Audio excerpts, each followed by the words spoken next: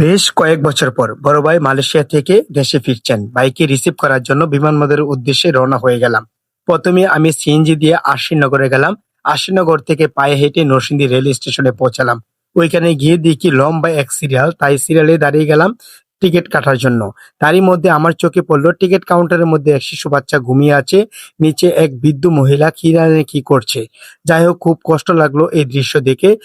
তারই মধ্যে টিকিটটি হাতে পেয়ে গেলাম। আর টিকিটটি নিয়ে কিন্তু প্ল্যাটফর্মে অপেক্ষা করতেছি ট্রেন কখন আসবে। অনেক সময় ধরে অপেক্ষা করতেছি। তারপরে অবশেষে কিশোরগঞ্জ এক্সপ্রেস নরসিংদী রেল স্টেশনে এসে পৌঁছালো।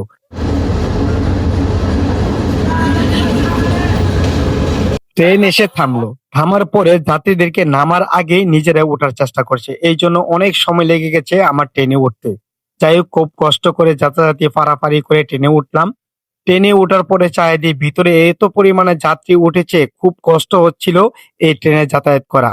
আমি মনে করি যে পরিমাণে যাত্রী নরসিংদী থেকে ওঠে, সকল আন্তনগর ট্রেনগুলো নরসিংদী রেল স্টেশনে ধরা উচিত।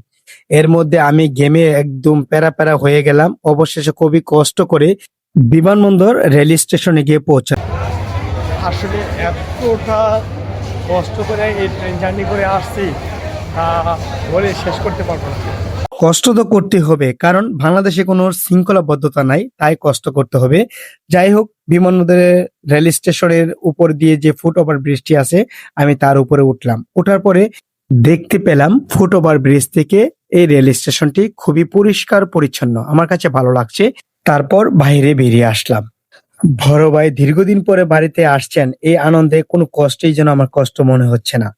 যাই হোক, যেতে হবে বিমানবন্দর, কিন্তু রয়েছে এখানে মহাসড়ক, আর সেই মহাসড়কের উপরেই রয়েছে একটি ফুট ওভার ব্রিজ। তাই সেই ফুট ওভার ব্রিজে উঠতেছি। ওঠার পরে এখান থেকে আমি শাহজালাল বিমানবন্দরের দৃশ্যটি একটু ক্যামেরা বন্দি করে নিলাম, খুবই ভালো লাগছিল। তারপরে হেঁটে হেঁটে আমি বিমানবন্দরের দিকে এগিয়ে যাচ্ছি। সামনের দিকে এগিয়ে যাওয়ার পরে দেখতে পেলাম বিশ্ব মানচিত্র। এই মানচিত্র দৃশ্যটি খুবই সুন্দর, তবে আরো সুন্দর ছিল, এটা নষ্ট করে ফেলা হয়েছে। যাই হোক, খুবই সুন্দর এবং চমৎকার লাগছে আমাদের এই বিমানবন্দরের দৃশ্যটি। আমি অতি আগ্রহশীলতার সাথে সামনে এগোচ্ছি, কারণ বড় ভাই আসছে, মনে একটু অন্যরকম একটু ফিলিংস কাজ করছে। বড় ভাইয়ের জন্য আমি দীর্ঘ সময় অপেক্ষা করতেছি, কারণ ভাইয়ার সাথে কোনো বাংলাদেশের সিম নেই, তাই আমাকে কল করতে পারতেছে না। তারই মধ্যে আমার চোখে পড়লো এক ভাইয়া মালামাল নিয়ে পড়ে গেছে। আমার কাছে খুবই কষ্ট লাগলো এই দৃশ্যটি দেখে।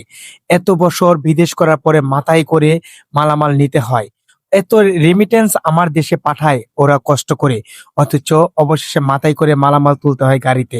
আমার কাছে সত্যি কষ্ট লাগলো এই দৃশ্যটি। যেহেতু ভাইয়ের সাথে নাম্বার নেই, তাই আমি ১ নাম্বার কাউন্টার, ২ নাম্বার কাউন্টারে খোঁজাখুঁজি করতেছি। অনেকক্ষণ খোঁজাখুঁজি করার পরে হঠাৎ করে আমি দেখতে পেলাম ভাইয়া ২ নাম্বার কাউন্টারে দাঁড়িয়ে আছে। এই দৃশ্যটি দেখে আমার কাছে খুবই ভালো লাগছে। এ হলো আমার ভাইয়া। এই ভাইয়াকে দেখে আমার মনটা ভরে গেল। তো আজকে এই পর্যন্ত। সবাই ভালো থাকবেন, সুস্থ থাকবেন। আমার জন্য, আমার ভাইয়ের জন্য, সবার জন্য দোয়া করবেন। আসসালামু আলাইকুম।